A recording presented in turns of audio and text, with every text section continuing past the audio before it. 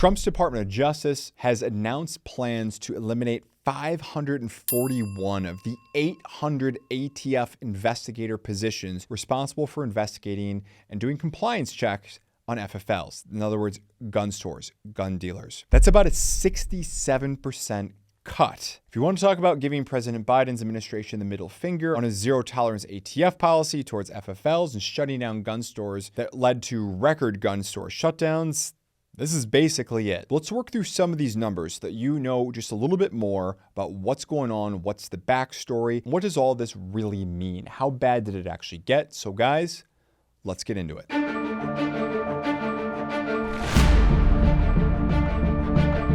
So as I mentioned in the introduction, we're talking about 800 employees right now, 800 about federal investigators who are responsible for auditing and doing compliance checks on FFLs.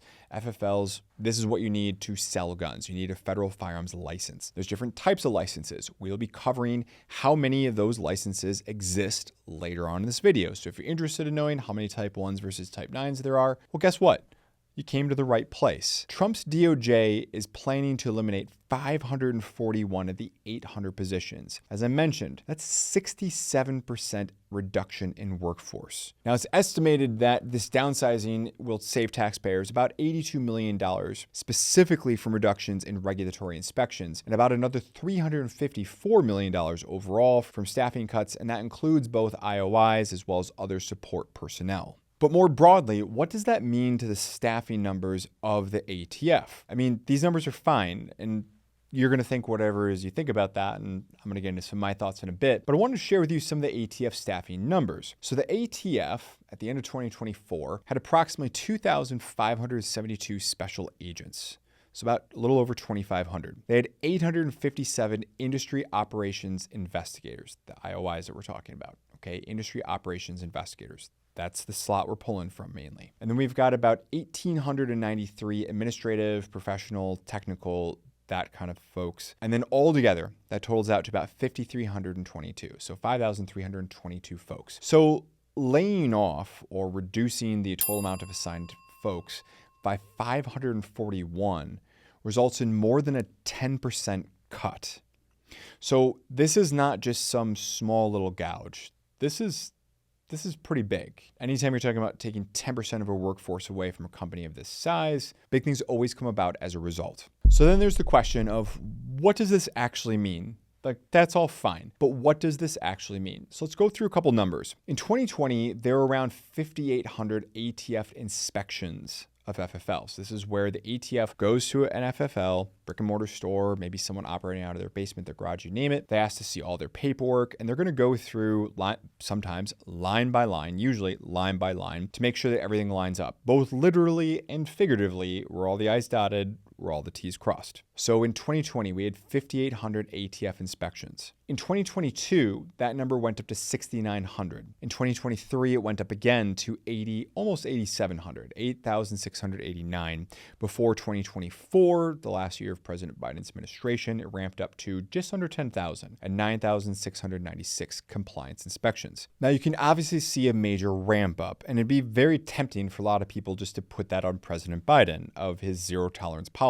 Or if you remember, under the Biden-Harris administration, they being the ATF, were ordered to basically show zero tolerance, basically a no mercy rule against ATFs. If they're messing around, if they're getting things wrong, hit them hard. Now, as I started to say, the truth is that in reality, while the last year of President Trump's administration, we had under 6,000 ATF inspections, mostly that was attributable to COVID lockdowns and all that kind of stuff. If you go back before 2020, we were actually generally north of 10,000 ATF inspections. So what we see is just a ramp up, okay, to pre-COVID levels. So where's this all going? Well, where it's going is, what's the rate of revocation?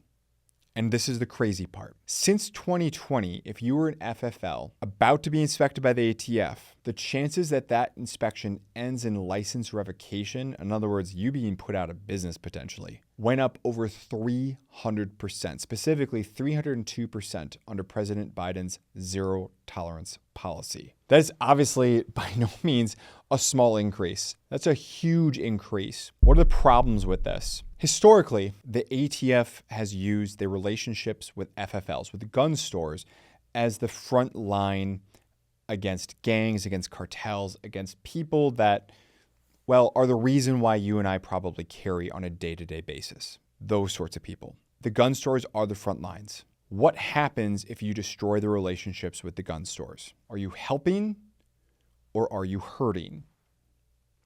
Exactly. This was the problem. So if you go from being an organization that is willing to work with an FFL that's making some mistakes, but they're trying to comply, to an organization that is just going to drop the hammer on them because you can, is that going to make them more or less likely to come to you with questions, problems? The answer is no, in case you were wondering. Not more likely. In fact, kind of the opposite. Much less likely. And yeah, we're talking about the 47,776 Type 1 dealers. These are your ordinary dealers, what you think of as an ordinary gun store. Your Type 2 dealers, Type 2 FFLs, these are your pawnbrokers, are at about 6,149. Once we get to a Type 3 license, now we're talking about collectors, a so-called curio and relics license. So this is something that eases some of the interstate transport, possession requirements, makes it easier to ship, particularly older guns is really what we're talking about here. There are 49,689 people who have a Type 3 license. So more like there are that many Type 3 licenses that are out there, making it the most popular type of FFL license in existence. For Type 6, now we're talking manufacturers of ammunition. There's 1,858 manufacturers of ammunition licenses. There are 20,578 manufacturers of firearms. That's a Type 7 license. So 20,578 licenses for that. About 1,698 people have an importer license. That's a Type 8. And only 145 have a Type 9 license, making it the most rare license,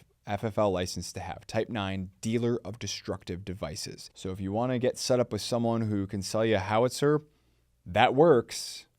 Those are the people you need to be finding. Type 10 license is manufacturer destructive devices. There are 496 of those, and there are 301 Type 11. These are the importers of destructive devices. So importing all that fun stuff from out of country. I just want to close on this before I get to the quote of the day. The damage doesn't always show up in just the revocations. Under the last year of President Biden, there were 195 revocations. Okay, so I mentioned the ramp up of over 300% increase in the rate of ATF seeking to revoke. But in 2024, on top of those 195 revocations, there were also almost 1,500 licenses that were surrendered or they went out of business. It's 1,488. Little secret for you. What happens to all the people who purchase firearms? What happens to all those people in those books? Does it get digitized somewhere?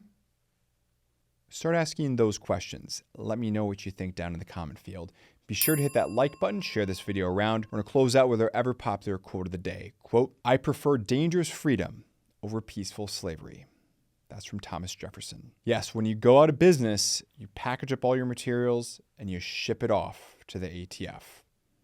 What happens from there? I'll see you in the next one. Thanks for sticking around to the end of the video. If you enjoyed this one, please feel free to check out some of our other great content, and we'll see you in the next one.